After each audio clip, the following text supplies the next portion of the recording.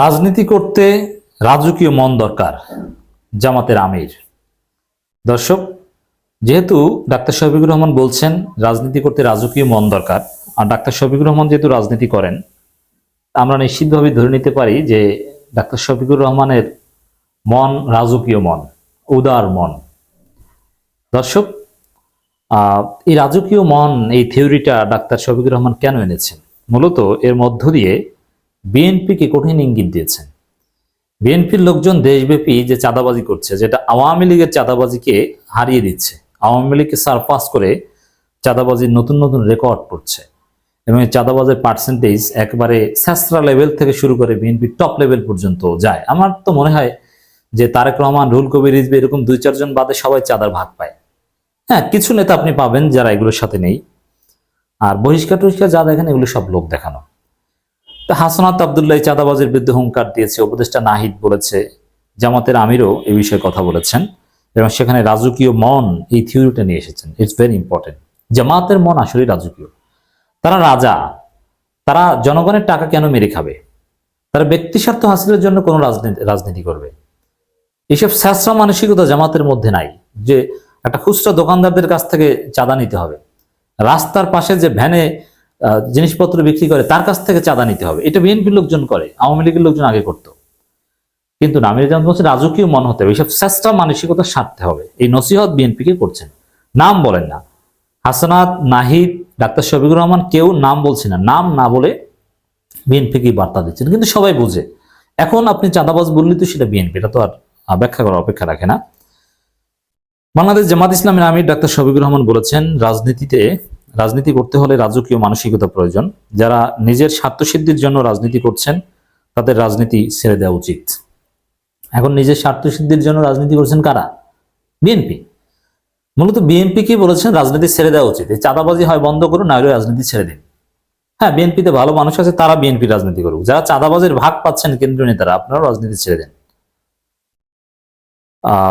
শফিকুর রহমান বলেন, রাজনীতি হলো মানুষের সেবার জায়গা, কিন্তু যারা রাজনীতিকে ব্যক্তিগত আখের গোছানোর মাধ্যম হিসেবে দেখেন তাদের রাজনীতির জায়গা নেই। ব্যক্তিগত আখের গোছাচ্ছে কারা? বিএনপি। আপনি বিএনপি ছাড়া অন্য কাউকে, ছোট ছোট দল, তারা কি আর চাঁদাবাজি করতে পারে? সক্ষমতা আছে? হ্যাঁ, সক্ষমতা থাকলে হয়তো অনেকেই করতো।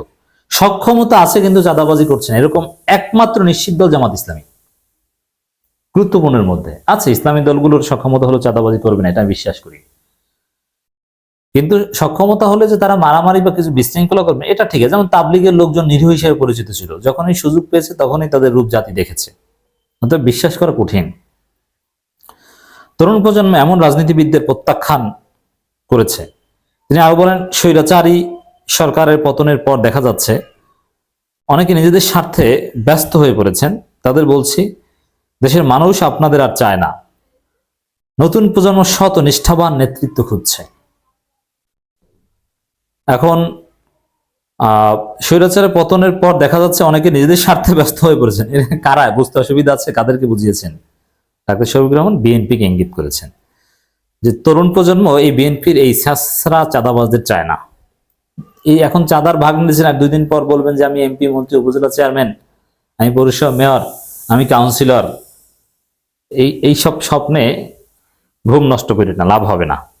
তিনি আওয়ামী লীগ সরকারের সমালোচনা করে বলেন, তারা ক্ষমতায় থেকে মেধার জেনোসাইড ঘটিয়েছে, সন্ত্রাসীদের গুরুত্বপূর্ণ পদে বসিয়ে দেশকে খুন, গুম ও ধর্ষণের চারণভূমিতে পরিণত করেছে, উন্নয়নের নামে জাতিকে ধোঁকা দেওয়া হয়েছে। আয়নাঘরের অভিজ্ঞতা বর্ণনা করে তিনি বলেন, আমাকেও স্বৈরাচার সরকার সময় 2 ঘন্টা আয়নাঘরে রাখা হয়েছিল। সেখানে অনেক গুম হওয়া ব্যক্তিদের সঙ্গে দেখা হয়েছিল। তারা জানতো না তাদের পরিবার বেঁচে আছে কিনা। আমিরের জামাতকে আয়নাঘরে রাখা হয়েছে, এটা আমরা প্রথম জানলাম, এবং তিনি গুম হওয়া অনেক ব্যক্তিকে দেখে এসেছেন। এগুলো খোলামেলা আরো বলা উচিত। আশা করি গুম কমিশনের কাছে তিনি বলেছেন ডিটেলস, কিন্তু গুম কমিশনের সাথে ডাক্তার শফিকুর রহমানের কোনো সাক্ষাতের নিউজ আমরা পাইনি। অনানুষ্ঠানিকভাবে চিঠির মাধ্যমেও বলা যায়। তিনি বলেন, যুদ্ধাপরাধের নামে সাজানো নাটক করে জামাতের শীর্ষ নেতাদের হত্যা করা হয়েছে। জাতি একদিন এই মিথ্যাচারের সকল সত্য জানতে পারবে। জেনেছে, জামাত নেতাদের কেউ যুদ্ধাপরাধী মনে করে না। ওটা রাজনৈতিক হাতিয়ার ছিল, এটা সবাই জানে। জামাত নেতাদের সততার উদাহরণ তুলে ধরে তিনি বলেন, আমাদের দলের মন্ত্রীরা সরকারের অংশ হয়ে কোনো তদবির বা অনিয়ম মেনে নেননি। তাদের সব কর্মকাণ্ড আল্লাহর কাছে জবাবদিহি করার মতো কথা মাথায় রেখে পরিচালিত হয়েছে। যাই হোক দর্শক, ডাক্তার শফিকুর রহমানের এই রাজকীয় মন এবং বিএনপির রাজনীতি পছন্দ করছে না, ছেড়ে দেওয়া উচিত, এগুলো সময় উপযোগী। যদি সম্ভব হয় বিএনপির নাম ধরে বলুন, যেহেতু চাঁদাবাজে জনগণ অতিষ্ঠ, অতএব আমাদেরকে চাঁদাবাজদের বিরুদ্ধে লড়াই করতে হবে।